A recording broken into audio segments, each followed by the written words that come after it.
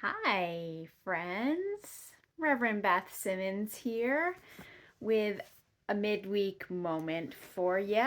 It's been a couple weeks, but I am leaning into our Lenten practice of Sabbath and taking a rest or putting things down or setting things aside when there needs to be space. And so I needed to take some space last week. And there wasn't enough space for the midweek moment. But this week, I wanted to address a topic I was chatting about with someone at church. And I want to start off first of all, that I recognize the irony of the topic I'm about to address being discussed over a video on YouTube. Second, I also want to say, and you'll see why this isn't relevant, that I believe that you absolutely can have authentic community online.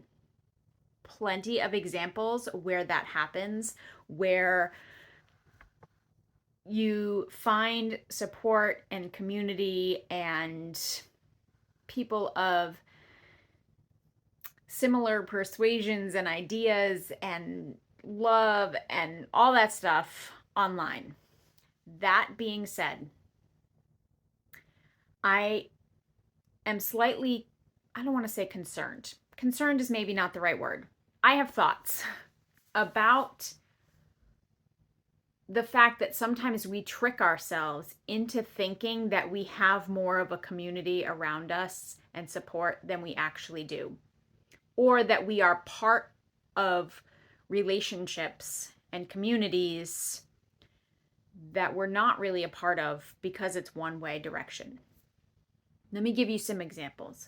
For example, say you're on Instagram or some other social media. You follow a bunch of people, you become familiar with them, you know their kids' names, you know their tone of voice and their habits and their likes and dislikes, and you know, if you were describing this person to someone else, they would totally think that you were good friends, and you miss them when they don't post. And you know, you wonder about them, and you worry about them when they're having a hard time and all that. The problem here is twofold. One, you're only seeing what they're posting. So what you actually know about them is what is curated, cultivated to be what they're sharing online. And two, it is not necessarily going both ways, right? Now, again, you might follow someone and then send them a message, and a relationship maybe can be cultivated, but just following someone gives you a sense of familiarity, which can trick you into thinking you have a relationship with this person that doesn't actually exist and is not mutual. Example 2. And again, I totally get the irony, and that is online church. I love the fact that the pandemic forced us to shift into figuring out how to go online, at least for many of our churches. Some of us never did. Some of us sort of went into hyperdrive and it became a big thing. But for many of us, it just became a survival mode and a way of connecting to each other and getting our weekly message and spiritual sustenance while shuttered away in our homes. And it made us do that, push us to do it more quickly than we probably would have otherwise. Many of us were not at all contemplating how to go online, what to put a video camera in the sanctuary, what to put a screen. None of us knew what Zoom was, or very few of us knew what Zoom was 4 years ago. And here we are. And I appreciate that being online, that online presence allows us to reach people who are far away, people who have moved away from our community, people who are need to stay home, whether because of physical limitations or because their immune systems are compromised and they still don't feel comfortable coming into larger gatherings like in-person worship, whatever reason, social anxiety, who knows, lots and lots of reasons for people not to be at an in-person gathering in one specific geographical place. And I love that this is an option for them.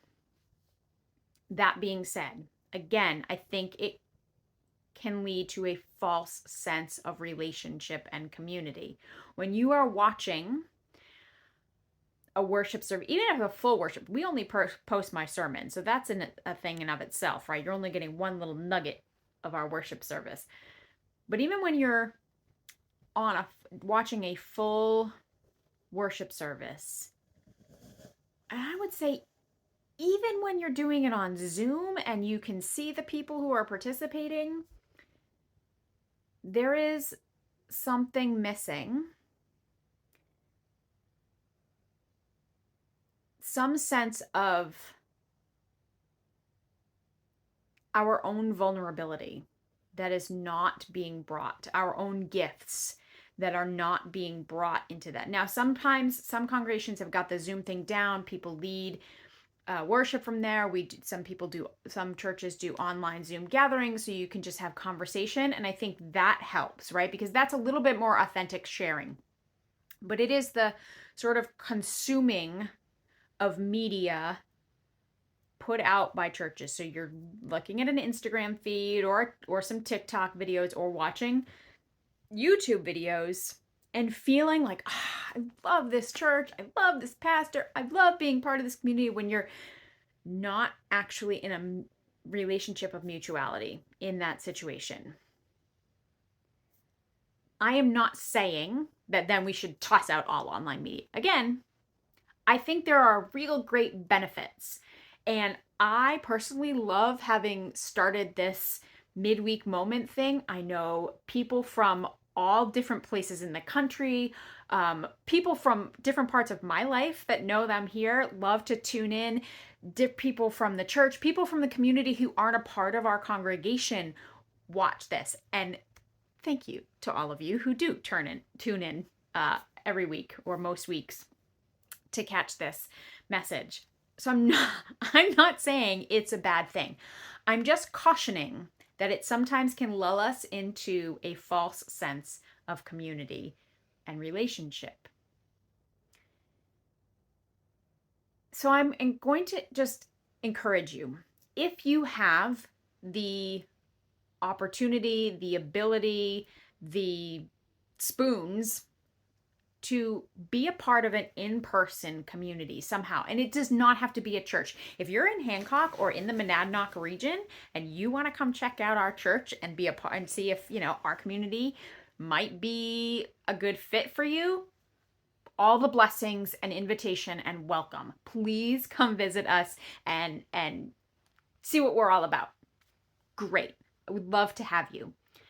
If you're not near me, if you're not a person of faith or Christian faith, see what you can find near you. Maybe it's even just a coffee shop where you start a conversation where, and like actually put some intentionality behind being there. Not just, I'm going to go sit in a coffee shop once a week and so people are going to know my face and nobody knows my name or my situation, but like, enter into a space where there is an opportunity for you to offer your gifts and your vulnerability. For you to give and receive, for you to teach and learn. Because that's what really makes relationship. That's what really makes community. And it's not always going to be equal, all the time. Sometimes we're more teacher, sometimes we're more learner, sometimes we're more therapist, and sometimes we're more, therapy, whatever. We're more the client that needs the head shrinking. But it is a lot less one-sided than online relationships.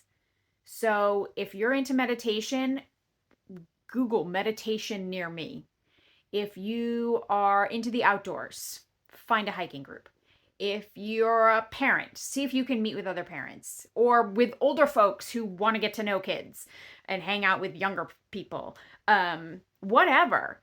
But try to do it in person. We've got the opportunity. For the most part, again, not everybody is comfortable yet. COVID is still a thing.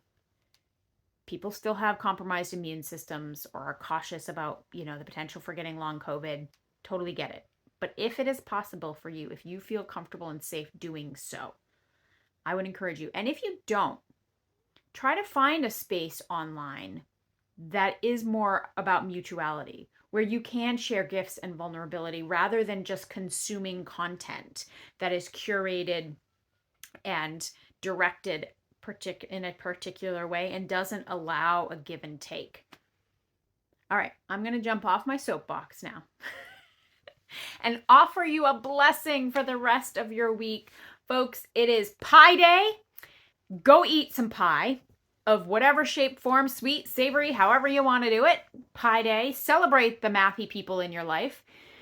Tomorrow's the Ides of March. Beware, cautious. We got St. Patrick's Day on Sunday and our last Sunday of Lent before Palm Sunday. We're barreling towards Easter. 9:45 in Hancock, on Main Street in Hancock, New Hampshire. You are welcome to join us in person. Whatever your faith journey has been up to this point, or life journey, or lack thereof, you are welcome to come and hang out with us and see what we're all about and be a part of our community, just as you are. All right, y'all, have a wonderful rest of your week and be well and take care of each other and remember how deeply loved you are.